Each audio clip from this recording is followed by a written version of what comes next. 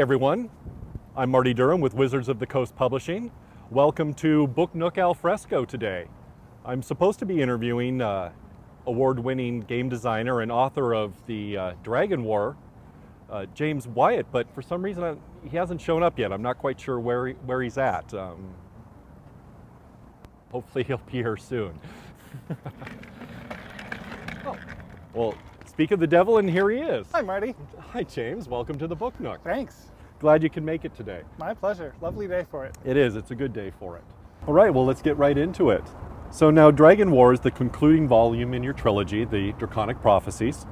Before we get into the nitty-gritty, though, give us a few basics on the story. Does Dragon War pick up right where Dragonforge left off, or has some time gone by? It does pick up literally right where Dragonforge left off, maybe even a few frames back. Oh, wow. Dragonforge ended with Gavin in kind of this catatonic state. Mm-hmm. And the actions of On and Cart and Ashara around him. Dragon War picks up right at that same point with, again, the actions of his friends, but then also what's going on inside Gavin's head. Oh, wow. So now Dragonforge, you introduce some new facets of Dungeons & Dragons 4th edition into the Eberron setting. Are there any premieres in Dragon War? There's nothing as dramatic as the Dragonborn of Arganesson that I put in Dragonforge, but we get to see more of the Tiefling Warlord that I put in Dragonforge. And there's a couple of nods to Player's Handbook 2 races and classes, particularly in the scenes that take place in the Eldeen Reaches. There's a Goliath and a Shaman whose bear spirit plays a role in the story. I like it. Good stuff. Great. So now what is your writing process like? Do you set the alarm early? Do you like to stay up late and burn the midnight oil? Or do you like to cram it all into the weekend? Mornings. When I'm writing, I get up at 6. I try to be at Starbucks by 11. I do all my writing there where I can breathe in the caffeine and vampirically suck all the energy out of the people around me. That is what fuels me, I guess. But no more Valencia lattes. No, back to cinnamon dolce lattes now. They canceled the Valencia. So besides writing novels, you're a renowned game designer, Origins Award winning.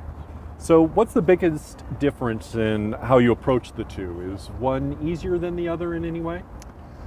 I would say that novel writing is harder. That might just be because I have less practice at it. But they're very different. For me, writing fiction is all about characters and what's going on with them. And that's the one part that you totally don't do in most game design. When you're writing adventures, Dave Noonan, one of our former designers here, described it as creating the sets and the props and the costumes that then the DM and the players actually put on the show and bring it to life. They bring the characters to the adventure, and that's where the adventure really happens. So it's very different. Yeah, it's a great analogy though. So writing in an established setting like Eberron is a whole different bag of tricks than writers who can just invent things as they go along. Do you find this constraining, liberating, or something in between? I think mostly I find it liberating.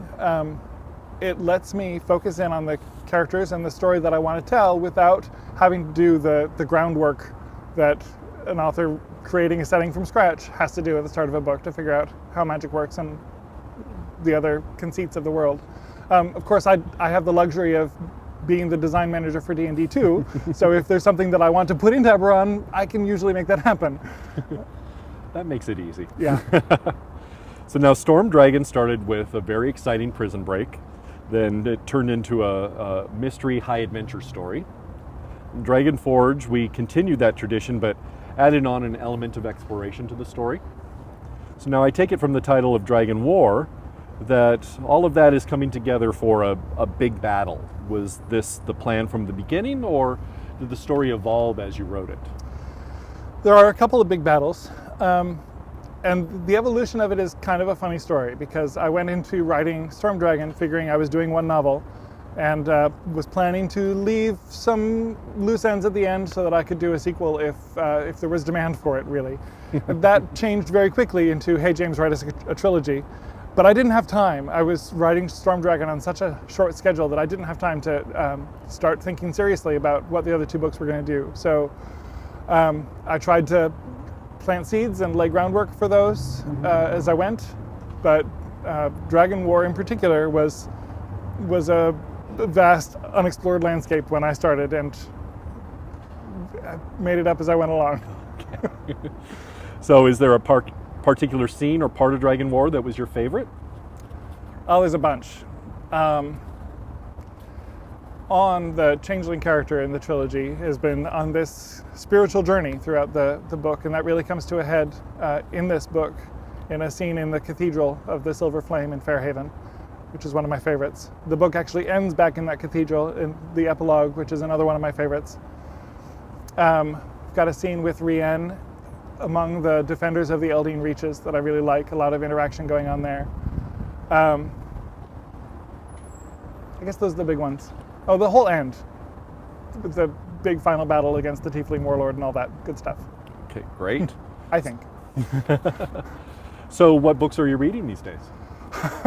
I've been reading a lot since I finished this trilogy. I think of reading as like, I spend a lot of time both working on novels and in my day job just pouring creative stuff out, and that depletes my reservoir that I need to refill with by reading, primarily by reading. So I've read about a dozen books in the last 2-3 months. Wow. This week I finished up a book I've been working on for a while called This Is Your Brain on Music, about the neurobiology of music listening and performing, and also just devoured the first book in Jim Butcher's Alara series, Furies of Calderon, which was quite good.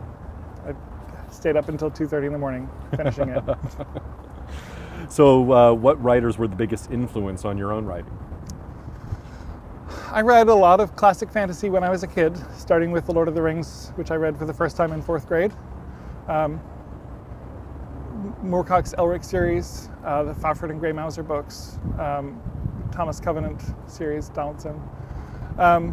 While I was reading Stormdragon, I read a great little book by Francine Prose called Reading Like a Writer, which was a book that talked about the process of writing by looking at classic works of literature. And that had a very direct and concrete impact on my writing of this trilogy, in that it kind of gave me permission to let my inner poet loose a little bit more. And I've been doing so much technical writing, which is basically what game design writing is, yes, that it was liberating for me to follow the examples of these great authors and play with the language some more. Tap a creative font, so to speak. Yeah. All right, well, thank you for stopping by, James. My pleasure. All right, everyone, thank you for stopping by the Book Nook al fresco today. We hope to see you soon at our next installation. Bye.